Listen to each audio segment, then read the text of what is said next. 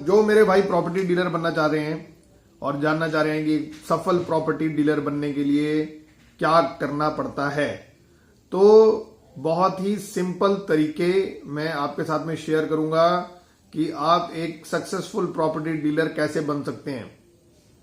तो साथियों बहुत सिंपल है। सबसे पहले क्या करना है आपने कि डिक्लेयर करना है और डिसाइड करना है कि मुझे प्रॉपर्टी डीलर बनना है। जब आपने डिसाइड कर लिया तो जिसने डिसाइड कर लिया उसको कोई नहीं रोक सकता। आपने डिसाइड किया और अपने जितने भी जानने वाले हैं, let everybody and anybody know that you are a property dealer. फिर दूसरा स्टेप जो है वो एक ट्रेट है जो कि हर एक सेल्समैन में होना चाहिए और प्रॉपर्टी डीलर में सबसे ज्यादा होना चाहिए, और वो ट्रेट है बेशर्मी। अगर आप में शर्म है तो आप अच्छे सेल्समैन नहीं बन सकते। इसके लिए पहले भी कहा गया है शास्त्रों में कि जिसने की शर्म उसके फूटे कर्म। अगर आपको शर्म करनी है तो गलत काम के लिए करें, फ्रॉड करना है उसमें शर्म करें, किसी का कोई नुकसान करना है उसमें शर्म करें। लेकिन अगर आपको किसी का भला करना है, किसी का अच्छा काम करना है, किसी का घर बनवाना है, तो उसमें क्या आएगी शर्म। तो बिल्कुल भी शर्म नहीं करनी है, बिल्कुल हेजिटेट नहीं करना है। जो भी बातें हैं खुल के करनी है अपने क्लाइंट के साथ में, और लोगों को क्लियरली बताना है हर चीज जो भी जरूरी है उस डील के बारे में। फिर बात आती है कि हम शुरू कैसे करें। शुरू करते हैं कि विजिटिंग कार्ड छपवाया जाए। एक अच्छा सा नाम सोचो कंपनी का और उसके नाम से विजिटिंग कार्ड छपवाओ। एक बोर्ड लगाओ अपने ऑफिस में। चॉइस आपकी है, अगर आप चाह रहे हो ऑफिस खोल के काम करना तब भी कर सकते हैं। अगर पार्ट टाइम करना है या किसी भाई के साथ में मिलकर करना है तो वो भी किया जा सकता है। चॉइस आपकी है। विजिटिंग कार्ड में बहुत बढ़िया सा अच्छे बोल्ड अक्षरों में और बहुत अच्छे डिजाइन के साथ में कंपनी का नाम छपवाएं, अपना नाम छपवाएं, कंटैक्ट डिटेल्स बहुत अच्छे से छपवाएं। सारी आपकी इंफॉर्मेशन उसके बीच में होनी चाहिए। क्या आपका मोबाइल नंबर है, क्या आपका ईमेल आईडी है। अगर आपने कोई वेबसाइट बनवाई है तो उसका भी एड्रेस उसके बीच में लिखें। फिर साथियों हम विजिटिंग कार्ड बनवा के कहां जाएं, क्या करें। तो कोई भी काम हम अगर सक्सेसफुल होते हैं तो उसमें बहुत बड़ा रोल होता है हमारी सोसाइटी का, हमारे जिन लोगों के बीच में हम उठते बैठते हैं। जैसे कि शास्त्रों में फिर कहा गया है यथा संगति तथा गति। एक आदमी का वही हश्र होता है जैसे लोगों के बीच में वो रहता है। अगर हम साधु संतों के बीच में रहते हैं तो हम साधु संत बन जाते हैं, बदमाशों के बीच में रहते हैं तो बदमाश बन जाते हैं, फ्रॉडों के बीच में रहते हैं फ्रॉड बन जाते हैं, अच्छे लोगों के बीच में रहते हैं अच्छे बन जाते हैं। तो हम क्या करेंगे, हम सारे प्रॉपर्टी डीलर अपने इलाके के उनसे मिलेंगे और उनसे अपनी जान पहचान बनाएंगे, उनके साथ बैठेंगे, खाएंगे, पिएंगे और सोएंगे, जागेंगे, सब कुछ प्रॉपर्टी डीलर्स की संगति में, ताकि उनके व्यवहार की जो भी अच्छी बातें हैं हम लें, उनकी जो नॉलेज है, उनका जो एक्सपीरियंस है उसका हम फायदा उठाएं। हमें वो चीजें जो उन्होंने जिंदगी में करी हैं वो हमें अपने आप ही आ जाएंगी, जबकि हमें खुद से अपने हाथ नहीं चलाने पड़ेंगे।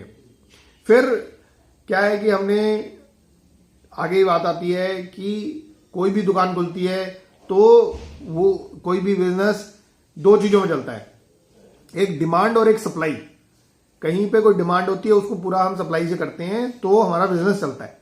तो जब हम कोई और बिजनेस देखते हैं तो उसमें क्या होता है, हमें कहीं माल खरीद के डालना पड़ता है। लेकिन ये एक बहुत यूनिक बिजनेस है, इसके बीच में कुछ भी खरीद के नहीं डालते।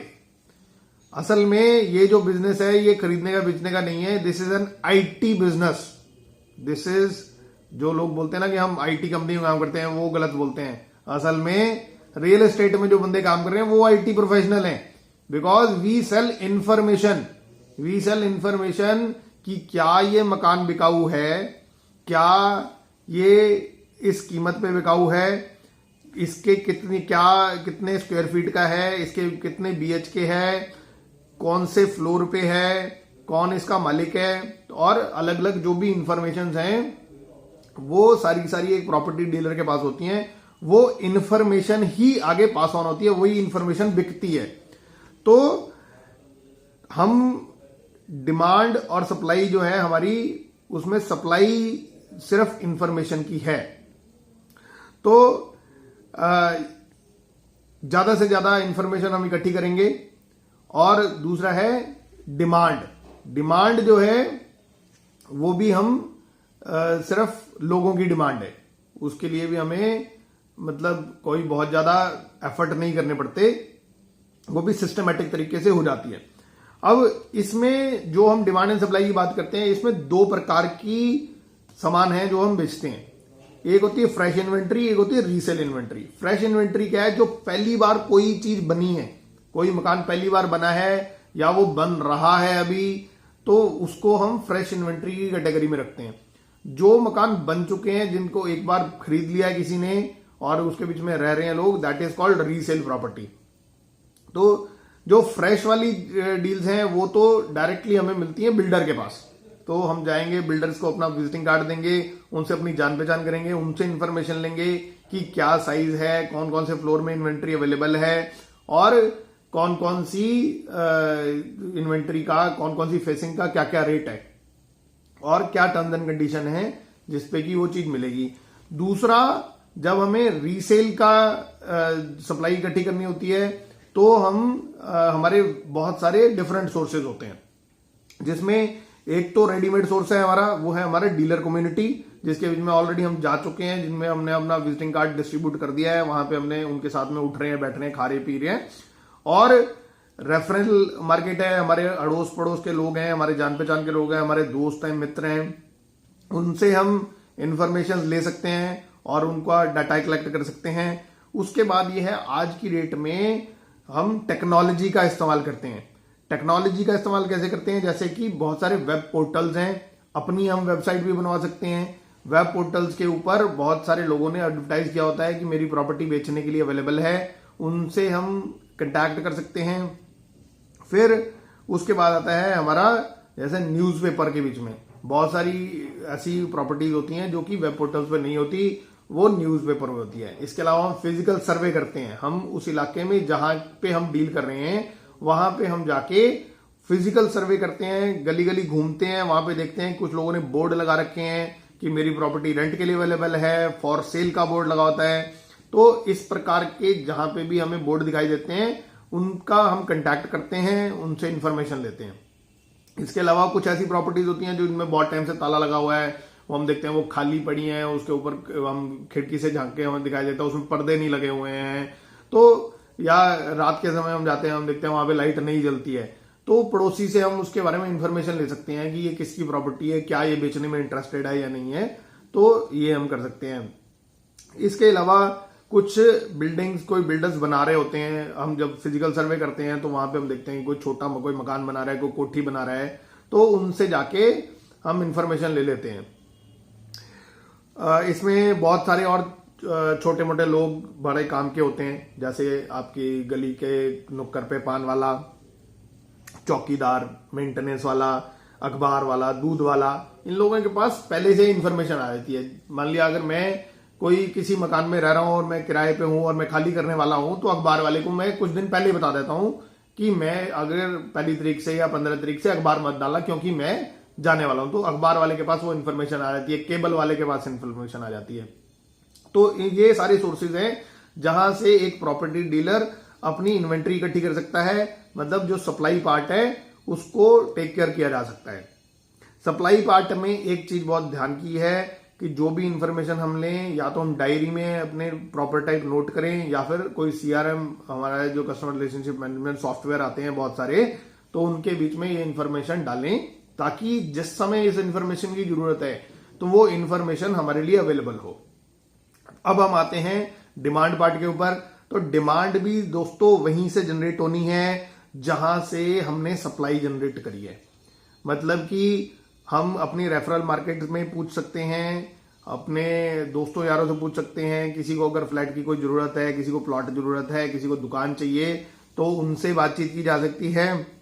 इसके अलावा वेब पोर्टल्स जो है 99 एकड़, मैजिक ब्रेक इत्यादि, इनके बीच में हम एडवर्टाइज करते हैं, न्यूज़पेपर पे एडवर्टाइज करते हैं। इसके अलावा जो हमारे और सोर्सेज हैं, कुछ जो हमारे सब एजेंट्स हैं, उनसे बातचीत करके हम इस इंफॉर्मेशन को आगे फैलाते हैं और अपने लिए ज्यादा से ज्यादा क्लाइंट जनरेट करते हैं। इसके बाद अब हमारे पास कोई खरीदने वाले भी हो गए, हमारे पास बेचने वाले भी हो गए। अब आगे का प्रोसेस क्या करना है? आगे का प्रोसेस ये करना है कि हमने दिखाना है, क्योंकि कहावत है कि जो दिखता है वो बिकता है। और इसमें एक और चीज है कि टेल मोर टू सेल मोर। अगर हम ज्यादा बताएंगे तो ज्यादा बेच पाएंगे, ज्यादा दिखाएंगे ज्यादा बेच पाएंगे। तो एक आदमी को ज्यादा से ज्यादा चॉइस दी जाए और ज्यादा से ज्यादा उसको उसके बारे में इंफॉर्मेशन दी जाए। तो अब क्या किया जाता है, पहले तो हम एक जो पूरा सेल्स का प्रोसेस है इसको हम तकरीबन 3-4 हिस्सों में बांट लेते हैं ताकि हमें आसानी हो। तो पहला जो सेल्स का प्रोसेस था वो ये था कि लीड जनरेट करना। अब हमने लीड जनरेट कर ली, लीड को हम विजिट में कन्वर्ट करते हैं और विजिट को हम एग्जीबिशन में कन्वर्ट करते हैं। एग्जीबिशन मतलब कि उस माल को दिखाना, जो इन्वेंट्री है हमारे पास, जो फ्लैट्स हैं, जो मकान दुकान कुछ और हैं, वो हम उनको दिखाते हैं। तो उनको दिखाने के लिए हमें पता होना चाहिए कि कौन कांटेक्ट पर्सन है, चाबी किसके पास है, कितने से कितने बजे तक दिखता है, कौन कौन से दिन में दिखता है, क्या सुबह दिखता है या शाम को दिखता है, रात को दिखता है। तो उसी समय के हिसाब से हम अपना शेड्यूल करें कि उस क्लाइंट को कब बुलाया जाए और उसको कब दिखाया जाए।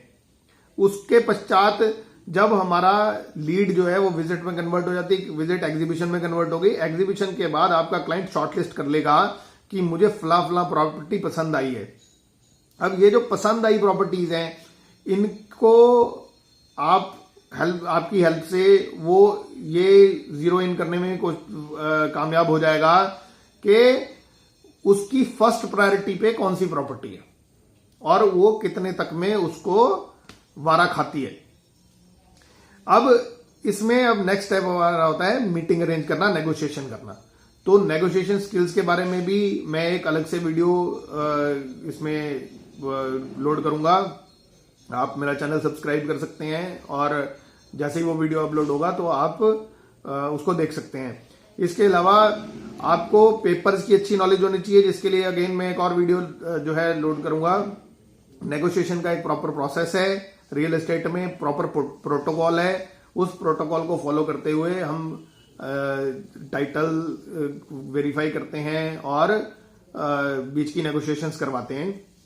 नेगोशिएशंस हो जाती हैं, डील फाइनल हो जाती है, एक टोकन मनी दे दी जाती है। टोकन मनी के बाद जो है पेपर वेरीफाई हो जाते हैं। पेपर वेरीफाई के बाद 1 हफ्ते के अंदर अंदर बयाने का टाइम आता है, अर्नेस्ट मनी दी जाती है, एग्रीमेंट टू सेल किया जाता है। एग्रीमेंट टू सेल के बाद उसका लोन का प्रोसेस होता है।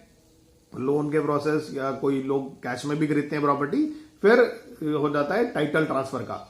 टाइटल ट्रांसफर में या तो वो बिल्डर के पास ट्रांसफर होती है अगर कोई ऐसी प्रॉपर्टी है जो कि डायरेक्ट बिल्डर से ली हुई है और अभी तक उसका रजिस्ट्रेशन नहीं हुआ है, या फिर वो रजिस्ट्री होती है, उसकी सेल डीड होती है। तो ऐसे करके ये सारा प्रोसेस जो है वो कंप्लीट होता है और आपको आपकी जो ड्यू कमीशन है 2%, वो आप अपने क्लाइंट से लेने के हकदार हो जाते हैं।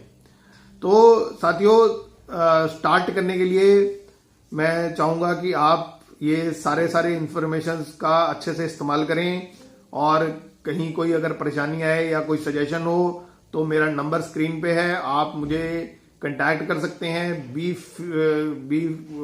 Very free to call me. I am your friend, I am your very best friend.